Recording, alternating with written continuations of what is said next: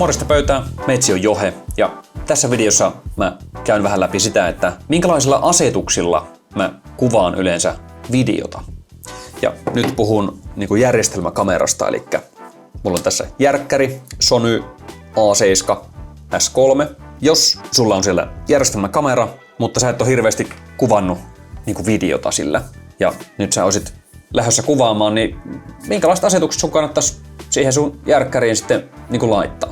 Tässä videossa mä käyn läpi videokuvausasetusten perusteet. Ja tosiaan, jos sulla on siellä joku eri kamera, eri järkkäri kuin mikä mulla tässä on, niin näitä videokuvaamisen perusteita sun pitäisi pystyä soveltamaan periaatteessa mihinkä tahansa muuhunkin kameraan. Yleensä ainakin nämä samat asetukset löytyy järkkäristä kuin järkkäristä. Tässä videossa me käydään läpi frame rate eli kuvanopeus, f-arvo eli aukko, shutter speed eli suljin aika, resoluutio eli kuvan koko, iso arvo, valkotasapaino ja pikkasen jutellaan muun muassa ND-suodattimien käytöstä.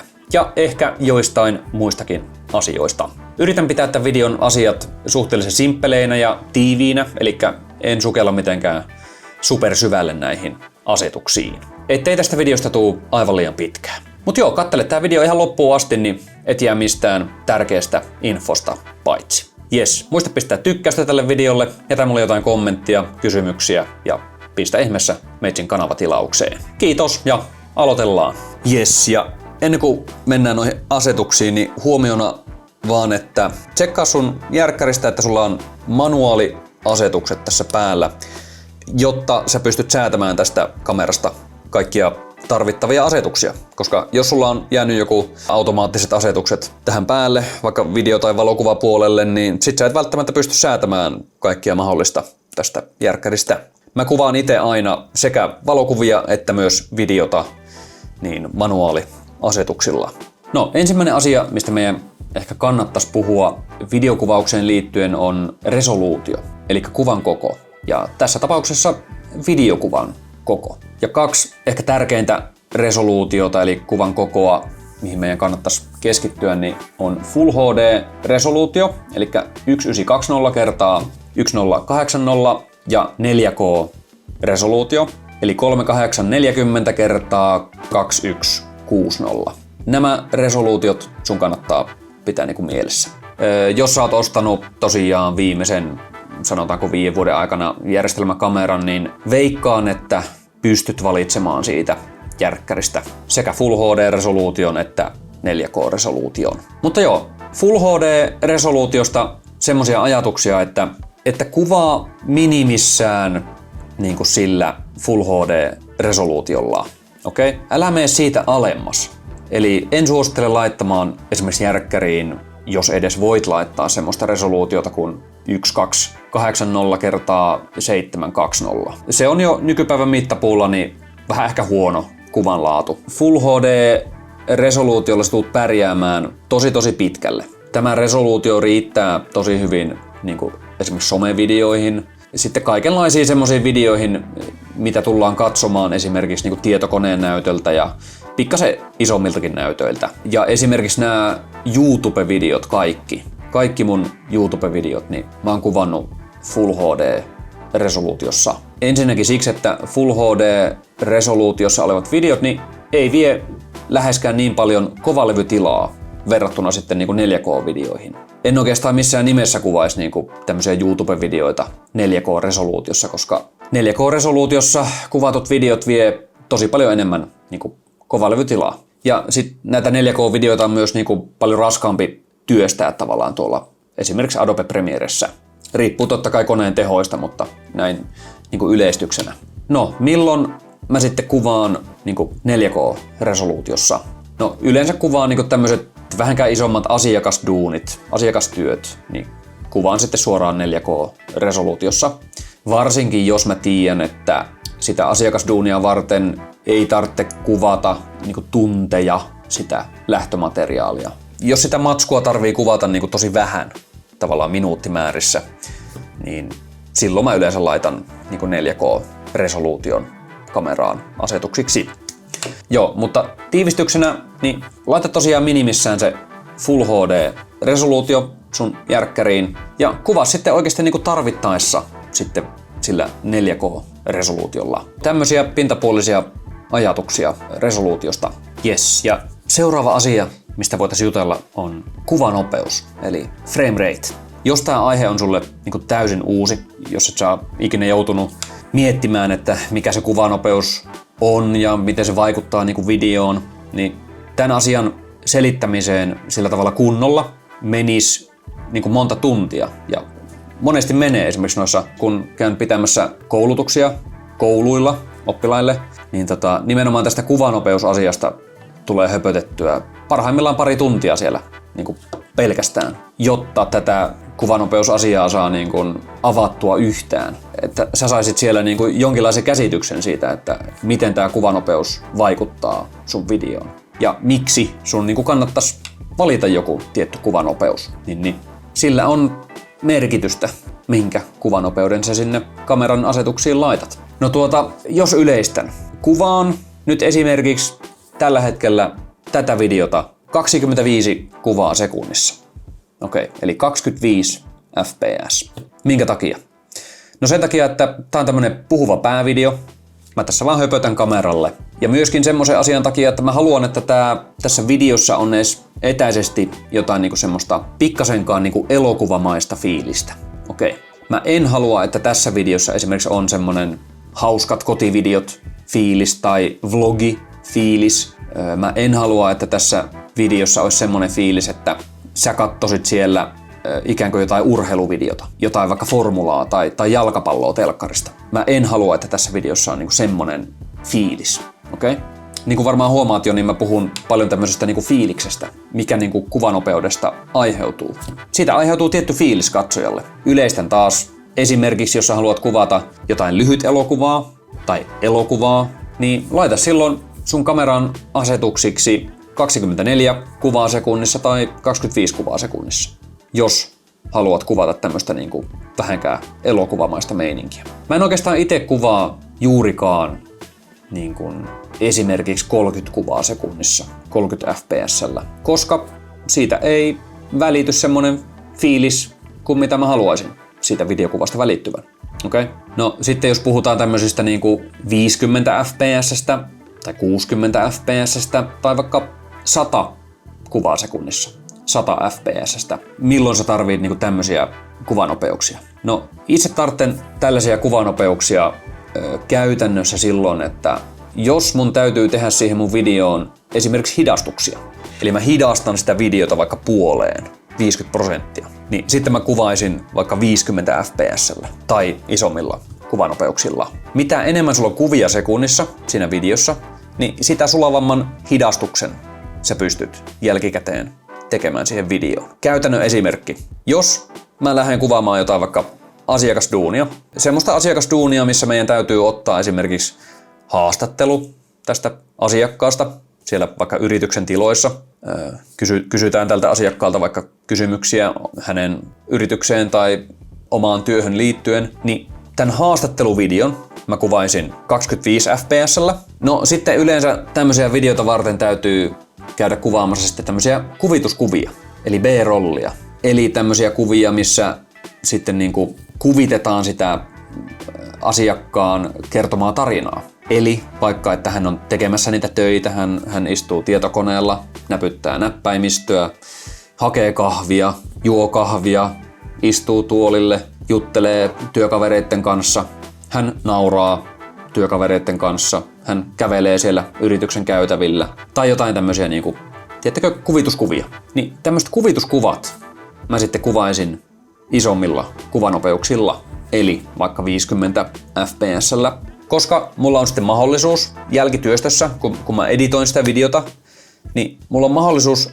hidastaa näitä klippejä. Mä voin hidastaa tämmöisen videon niinku puoleen. Siitä tulee yleensä semmonen niinku kiva hidastus 50 fps:llä kuvatusta videosta. No milloin mä laittaisin sitten vaikka niinku 100 fps:n tuohon kameraan asetuksiksi, niin no esimerkiksi kävin kuvaamassa tuossa erään tutun yrityksen toimintaa. Hän paahtaa kahvia, laittaa papuja sinne kahvipaahtimeen ja sitten paahtaa ne pavut ja sitten ne kahvipavut lentelee sieltä paahtimesta ulos, niin tavallaan nuo videot mä nimenomaan halusin kuvata niin kuin 100 kuvaa sekunnissa sitten, koska siinä on paljon niitä kahvipapuja ja paljon semmoista, tiettäkö, pientä liikettä ja nopeata liikettä. Sitten mä tiesin, että mä haluan niin kuin hidastaa näitä klippejä tosi paljon, koska se, niin kuin kun ne kahvipavut lentää tosi nopeasti, niin sit se näyttää tosi hienolta sitten kun sä hidastat ne niin kuin jälkikäteen. Ja tämä nyt vaan niin kuin tämmönen yksi käytännön esimerkki, että missä oon viime aikoina kuvannut 100 fps:llä. Mutta tiivistettynä kuvaat tämmöiset puhuva päävideot, missä sä haastattelet jotakuta tai puhut itse kameralle, niin kuvaat tällaiset videot 25 fps:llä. Ja sitten semmoiset yksittäiset videoklipit, mitä sun tarvii vaikka hidastaa jälkikäteen, niin kuvaa ne sitten vähän isommilla kuvanopeuksilla, vaikka 50 fps:llä tai enemmän. Okei. Ja painotan nyt vielä, että nämä on tämmöisiä yleistyksiä, mitä sä voit totta kai rikkoa. Ja tiedoksi tästä kuvanopeusasiasta vielä, niin oon kirjoittanut tuonne blogiin semmoisen artikkelin tästä aiheesta. Eli käy ihmeessä lukemassa tuo artikkeli, jos haluat tietää lisää kuvanopeudesta. Linkki artikkeliin löytyy tästä videon alta kuvaustekstistä. Nytten kun ollaan juteltu kuvanopeudesta, niin loogisesti meidän kannattaisi jutella seuraavaksi suljin ajasta, eli shutter speedistä. Tiivistettynä videokuvatessa, niin sun kannattaa aina tuplata sun suljin aika verrattuna siihen kuvanopeuteen. Eli jos mulla on vaikka 25 kuvaa sekunnissa, niin sitten mä laittaisin suljin ajaksi 1/50. Okay? Sitten jos mä laitan vaikka 50 kuvaa sekunnissa fps-ksi, kuvanopeudeksi, niin sitten mä laittaisin mun suljin ajaksi 1/100. Eli tuplaan tavallaan sen suljin ajan siihen kuvanopeuteen nähden. No, jos mä laitan vaikka 60 fps, niin sit mä laittaisin suljin ajaksi 1/120.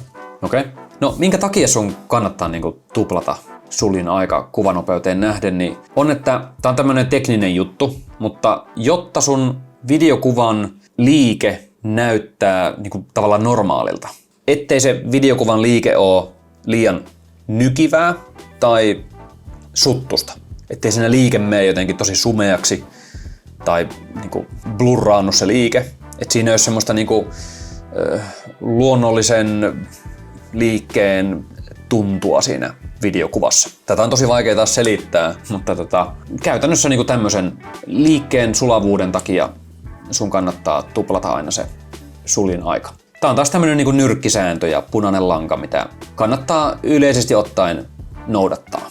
Huomiona tähän suljin aikaan niinku semmonen ajatus, että kun sä nyt vaikka päätät laittaa sen 25 kuvaa sekunnissa kuvanopeudeksi kameraan ja sit sä laitat sen 1/50 siihen suljin ajaksi, niin sit jos sä menet tonne ulos kuvaamaan ja siellä vaikka paistaa aurinko ja sit jos sä oot tottunut ottaa vaikka valokuvia, niin luulen, että sä niinku ensimmäisenä menet säätämään sitä suljin-aikaa, jottei siitä videokuvasta tuu liian kirkas, eikö? Tähän semmonen kommentti, että sun kannattaa niin tavallaan kaikin mahdollisin keinoin pyrkiä pitämään se suljin aika aina siinä 1/50, jos sulla on 25 kuvaa sekunnissa. Ja sitten kaikilla muilla mahdollisilla asetuksilla säätää sitä valotusta, eli isoarvolla ja aukolla. Ja sitten jos tuolla on tosiaan kirkas auringonpaiste, niin kuin tuolla nyt on kesä, aurinko paistaa, niin jos mä lähtisin videokuvaamaan, niin mä laittaisin ehdottomasti niin kuin ND-suodattimen siihen kameran objektiiviin kiinni. Koska mä saan sillä ND-suodattimella niin kuin pahimman kirkkauden pois siitä videokuvasta. Pidä tää niin kuin mielessä, että yritä kompensoida sitä niin kuin videokuvan valotusta ja kirkkautta niin kuin tosiaan isoarvolla, aukolla ja ND-suodattimella. Äläkä yritä säätää sitä valotusta niin kuin sillä suljin ajalla. Okei? Okay? Jos oot oppinut jotain uutta tästä videosta, niin arvostan kovasti, jos muistat tykätä tästä videosta, jätä mulle jotain kommenttia ja pistä ihmeessä meitsin YouTube-kanava tilaukseen. Kiitos, jatketaan. Seuraavaksi jutellaan F-arvosta, eli aukosta. Jutellaan vaikka ensin siitä, että mitä se niin kuin aukko, eli F-arvo, tekee. No, mitä pienempi se sun F-arvo on, niin sitä enemmän valoa tulee sisään sun kameraan. Eli sitä valoisampi kuva. Jos sulla on vaikka f-arvona 2.8, niin oletan, että sulla on tosi valoisa kuva. Riippuen totta kai missä tilassa sä oot ja mikä siellä on niinku valon määrä. Mutta jos sä laitat vaikka niinku 6 f-arvoksi, niin sulla on paljon tummempi kuva jo siinä kohtaa. Jos sä laitat vaikka 10 tai 12 f-arvoksi, niin sitä tummempi kuva sulle tulee. Eli f-arvolla sä voit vaikuttaa siihen valon määrään, mikä sun kameraan tulee. Yes. No f-arvo vaikuttaa myös erääseen toiseen tärkeäseen asiaan. Ja se on sun kuvan tarkennusalue. Okei? Okay? Eli kuinka suuri osa siitä sun videokuvasta on niinku skarppina, tarkkana. Mitä pienempi aukko on, eli vaikka 2.8 tai 1.4, niin sulla on siinä kohtaa jo tavallaan aika pieni tarkennusalue. Eli tavallaan syvyyssuunnassa se alue, mikä sulla on skarppina. No, jos sä sitten laitat vaikka jonkun 5.6-12 tai vaikka 15 niin kuin f-arvoksi sun kameraan, tai vaikka 22, eli tosi iso f-arvo, niin sitä isompi tavallaan tarkennusalue sulla on niin kuin tarkkana siitä sun kuvasta. Eli jos tässä videokuvassa nyt olisi vaikka f-arvo 22, niin sekä minä olen tässä videokuvassa silloin tarkkana, että myös tuo niin kuin tausta tuolla on tosi skarppina. Okay? Ja jos tossa kamerassa nyt olisi vaikka f-arvo 1.4, eli taas tosi pieni, silloin mun naama olisi tässä tarkkana ja sitten jo tästä mun tuoli olisi jo tosi epätarkka, eli blurri, ja koko toi tausta tuolla olisi niinku tosi blurrina, jos sä nyt saat niinku yhtään tästä mun selityksestä kiinni. Mutta se f-arvo vaikuttaa myös niinku tosiaan tähän niinku tarkennusalueeseen. Kuinka laaja alue sulla on tarkkana siitä sun videokuvasta? Juteltaisiko sitten vaikka isoarvosta? Tämäkin nyt taas sillä tavalla tiivistetysti. Isoarvolla sä voit vaikuttaa myös tavallaan siihen valon määrään, että kuinka valoisa se sun videokuva on. Okay? Mitä enemmän sä laitat isoa sun kameran asetuksiin, niin sitä valoisampi kuva.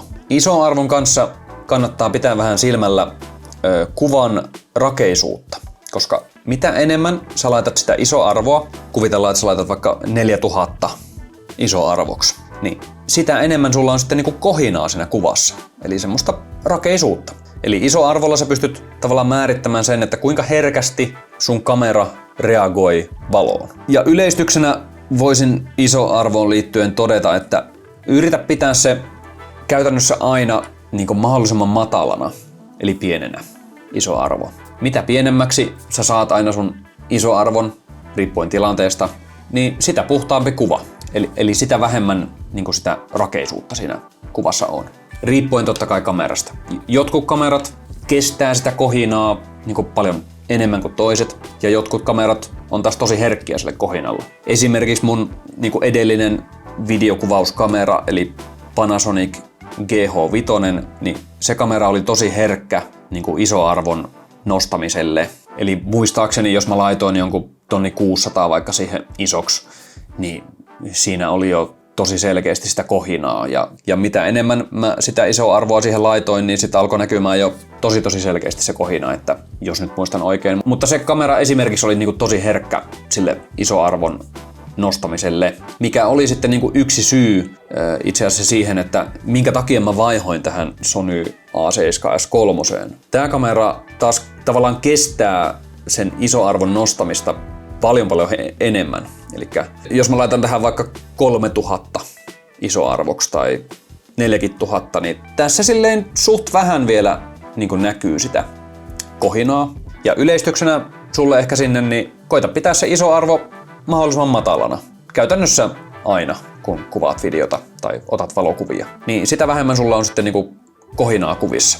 Jes, ja jutellaanpa sitten pikkasen valkotasapainosta. Eli semmonen kuin tupla VB, eli White Balance, näin suomalaistain todettuna.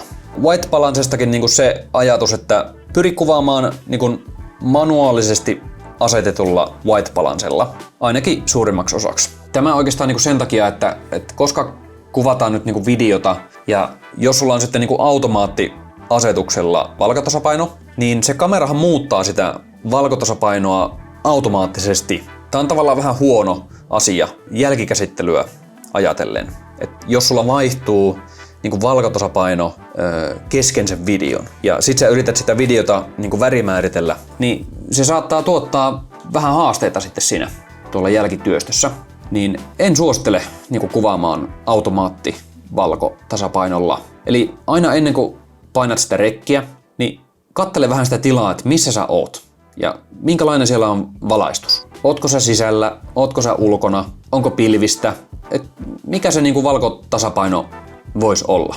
Ja nyt taas hyvin yleistäen, kun kuvaan ulkona, niin valkotasapaino on monesti 5600 kelviniä, eli 5600 K. Okay. Ja sitten kun tuun sisälle, niin siellä monesti valkotasapaino on jossain 3500–4400 kelvinin välillä. Ja tämä nyt riippuu tosiaan ihan siitä tilasta, että missä sä kuvaat. Ennen kuin painat sitä rekkiä, niin kattele vähän sitä tilaa, missä sä kuvaat ja mieti, mikä se valkotasapaino voisi siellä olla.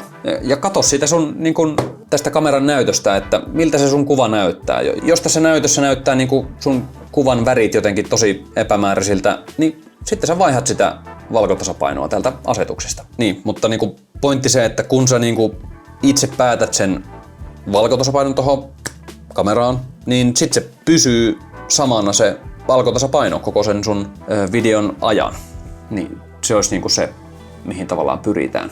Sitten yksi asia, mistä kannattaisi ehkä vähän myös puhua, on tarkennus. Eli kun kuvaat videota, niin miten sun kannattaa tarkentaa sillä järkkärillä. Ennen kuin mä hankin tämän Sonyn kameran, niin mä tarkensin manuaalitarkennuksella aika lailla koko ajan. Eli kamerassa oli suurimmaksi osaksi niin kuin manuaalitarkennus aina päällä.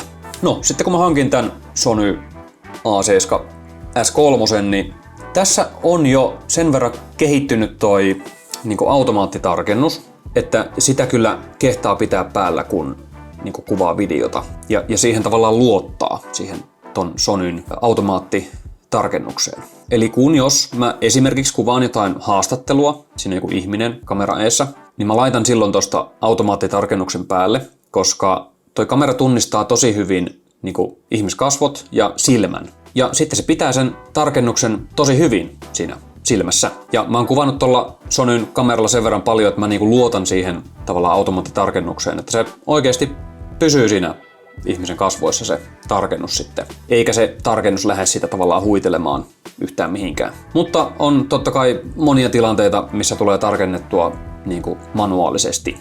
Manuaalitarkennus sen takia oikeastaan videokuvatessa, koska silloin sä itse tiedät, että missä se tarkennus niin kuin on. Ja jos sulla on semmoinen kamera, että sä et ihan luota siihen sen kameran automaattitarkennukseen, niin melkein suosittelen, että ei kannata pitää sitä automaattitarkennusta päällä sit siinä kamerassa, eli tarkenna sitten ihan niin kuin manuaalisesti. Se saattaa tuntua aluksi vähän työläältä tarkennella niin kuin manuaalisesti, mutta kyllä siihen tottuu. Ja viimeisenä asiana vielä ihan muutama maininta tästä niin kuin ND-suotimesta vielä nyt niin kuin erikseen. Jos tiedät, että tuut kuvaamaan niin kuin videota yhtään enemmän, niin tämmönen kapistus on ehdoton hankinta videokuvausta ajatellen, eli ND-suodin. Koska nyt kun ollaan puhuttu näistä kameran asetuksista, niin jotta sä saat ensinnäkin pidettyä tavallaan sen suljin ajan samana, eli vaikka 1/50, jos sulla on 25 kuvanopeus. Sen lisäksi, jotta sä saat niin kuin F-aukon ja isoarvon sellaisiksi järkeviksi videokuvatessa ja vaikka ulkona, oot tuolla kuvaamassa tosiaan, niin tämä on se vastaus kyllä niin kuin moneen ongelmaan. Eli ND-suotimen avulla sä voit säätää sitä valon määrää tällä tavalla ihan vaan vierittämällä tätä ulkokehää tässä ND-suotimessa. Tämä on niin kutsuttu variable ND, eli vaihtuva ND-suodin. Sä voit säätää tällä, kuinka paljon valoa tulee kameraan käytännössä. Jos muistan oikein, niin tämä Nisin variable ND maksoi jotain 150 ja 200 euron välillä, muistaakseni. Mut joo, vahva suositus hankkia joku ND-suodin, jos kuvaat enemmän videota. Jes, tässäpä alkaa olemaan tämän videon asiat. Jos sulla on jäänyt jotain kysyttävää tai selitin jonkun asian epäselvästi, niin pistä ihmeessä kommenttia mulle tulemaan. Yritän selventää asioita siellä. Ja pidä mielessä, nämä tämän videon asiat oli tämmöisiä yleistyksiä. En todellakaan kerkeä tässä videossa käymään kaikkia näitä teknisiä asioita läpi mitenkään supersyvällisesti, että sun täytyy itse perehtyä käytännössä itse jokaiseen termiin, mitä esimerkiksi tässä videossa käytiin läpi ja jokaisen asetukseen. Parasta on, että jos pääset kokeilemaan näitä ihan käytännön tasolla, niin sitten vasta sulle selviää käytännössä, että miten ja mihin nämä kaikki asetukset vaikuttaa. Mut joo, kiitos mielenkiinnosta. Toivottavasti tästä on apua tästä videosta. Meitsi on Johe ja nähdäänpäs seuraavassa videossa. Skadam!